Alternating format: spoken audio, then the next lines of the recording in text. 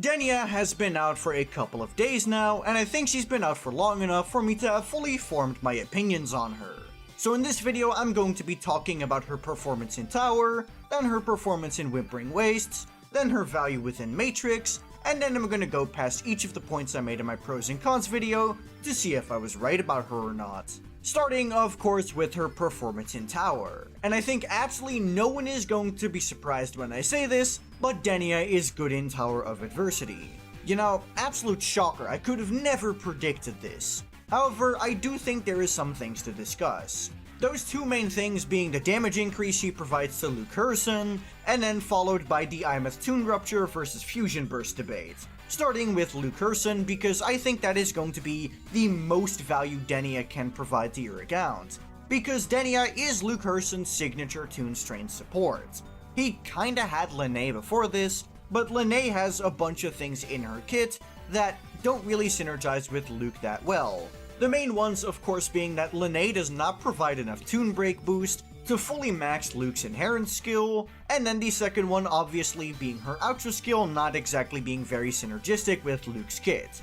Because, of course, Luke's Liberation deals basic attack damage, which means that he is unable to take advantage of the 25% Liberation damage amplification that Lene can provide.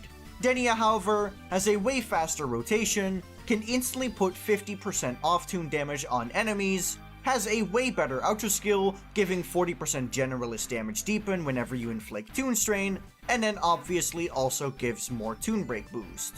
So overall, no matter what the scenario is, Denia is going to be an upgrade for your Luke. However, one thing that is worth noting is that even without Denia, Luke is still a good character. The issue is just that he has to use Lene, and Lene is one of the most sought after sub DPSs in the entire game. So Denia freeing up Lene is very good here.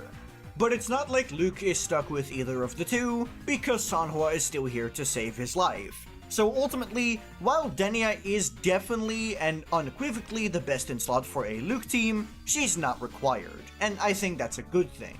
When it comes to the Imeth debate of Fusion Burst versus Toon Rupture, it's a bit of a weird situation if you ask me. Because in reality, you're just going to use whichever one is currently shielded, or whichever one divides your characters in a better way.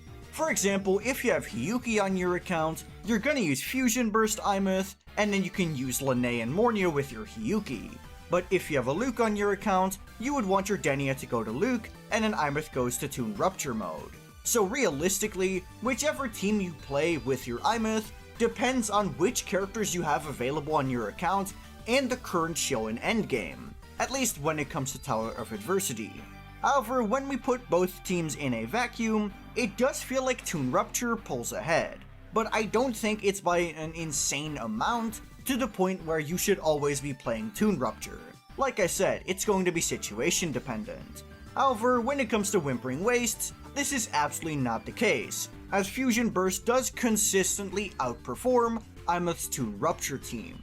This is for various reasons, of course, but one of the main ones being that Toon Rupture damage, in fact, does not actually do that great damage when you're not fighting a boss. Toon Rupture damage scales on the class of the enemy, and because Whimpering Wastes is entirely filled with elite and common class enemies, that means that Toon Rupture is naturally never actually going to be hitting its peak damage output. And because Lene's Liberation damage amp makes Imeth even more nuke focused than she already was, Imeth's Toon Rupture team doesn't actually synergize with Whimpering Wastes as a mode that well. Obviously, it still clears well enough because it simply has enough damage to brute force. However, the fact that Toon Rupture doesn't synergize that well with common class enemies is very noticeable when you start comparing Toon Rupture to Fusion Burst. Fusion Burst doesn't exactly have perfect synergy either, mainly because enemies are most likely going to be dead before the Fusion Burst is actually fully stacked on them, which means that when it comes to regular Fusion Burst procs, you're most likely not gonna have too much of a good time. And then when it comes to Imeth's Fusion Trail stacks, same situation kind of occurs here, where the enemy is most likely going to be dead before you have actually gotten a significant amount of stacks on the enemy, which means that most of Imeth's kit mechanics simply are not going to be that good when it comes to Whimpering Wastes. However, there is still some aspects of the Fusion Burst team that are a lot better than Toon Rupture.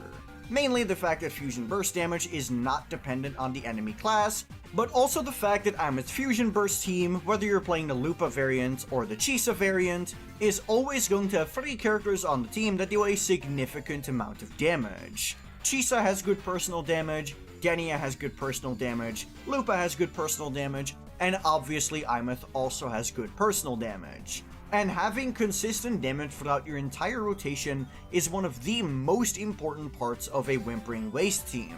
It's why Filova is to this day the best DPS for all of Whimpering Wastes, because Hecate means that Filova is always doing damage even when she's off the field.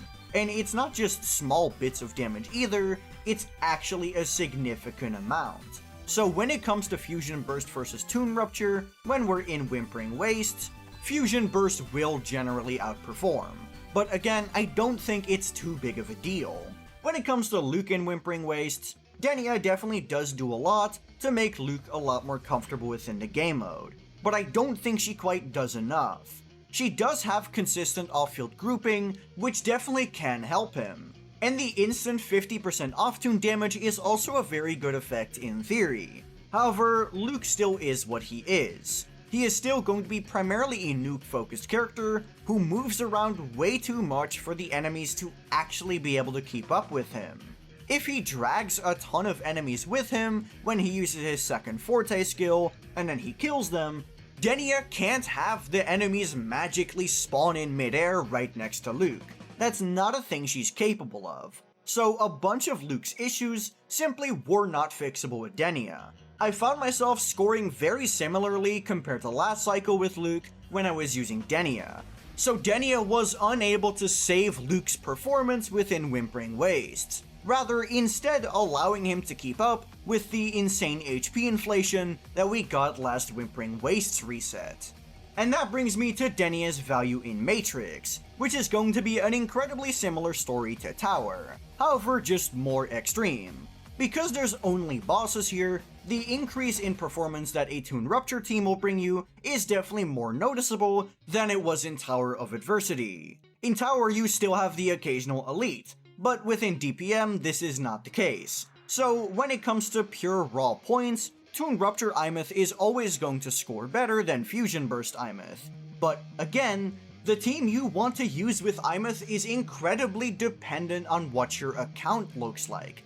The same example that I used before with Hiyuki still applies. If you have Imeth and Hiyuki on your account, you're gonna just be better off playing Fusion Burst Imeth and then using Lene and Mornia with your Hiyuki. And then when we get Lucilla next update, you're gonna go to Toon Rupture Imeth, and you can use the full negative status team with Hiyuki instead. I would say that the ability to free up Lene is even more exacerbated within Matrix for the very simple reason of, in Matrix you optimally want to use as many teams as possible, and Lene is an excellent character to fill any hole in your account. So Lene is one of the most valuable characters within all of Matrix. For example, you want to play your Gelbrena, however your Choyuan is with your Sigrika or your Filova, and your Lupa is running in the traditional monofusion team with Changli and Brand.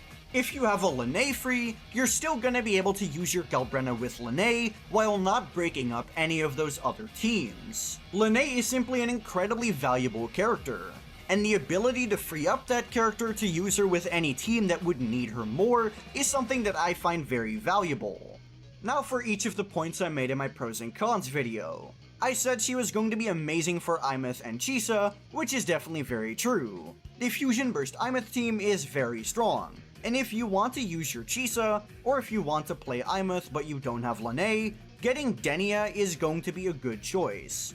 I also said she was going to be good for all Toon-strain characters, which is very true if you read her kit. There is nothing that she does that is specifically good for Luke Herson. So whenever they introduce a new Toon-strain character, Denia is automatically going to be a very good pick. I also said that Denia had a short rotation, which in reality ended up being even shorter than I had imagined.